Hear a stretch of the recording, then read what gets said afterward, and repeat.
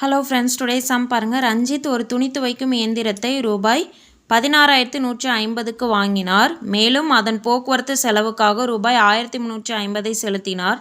பிறகு அதனை அவர் 19,250க்கு விற்றார் எனில் அவரின் லாபம் மற்றும் நஷ்ட சதவீதத்தை காண்க அப்படின்னு கேட்டிருக்காங்க.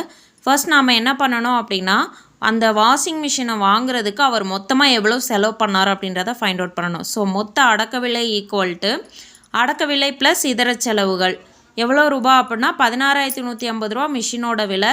அதை டிரான்ஸ்போர்ட் சார்ஜுக்காக அவர் என்ன பண்ணியிருக்காரு, 1,350 ரூபா செலவு பண்ணியிருக்காரு. அப்போ இந்த இரண்டையும் ஆட் பண்ணோன்னா அவர் செலவழித்த மொத்த விலை கிடச்சிரும். 17,500 ரூபா செலவு பண்ணியிருக்காரு. அப்போது நெக்ஸ்ட் என்ன பண்ணுறாரு, அதே வாஷிங் மிஷினை விற்கிறாரு. எவ்வளோ ரூபாய்க்கு விற்கிறாரு அப்படின்னா 19,250க்கு விற்கிறாரு. அப்போது இதை விட விற்பனை விலை அதிகமாக இருக்குது வாங்கின விலையை விட. அப்போ இவருக்கு லாபம் தான் கிடச்சிருக்கும். அப்போ லாபம் பர்சன்டேஜ் தான் நம்ம ஃபைண்ட் அவுட் பண்ணணும்.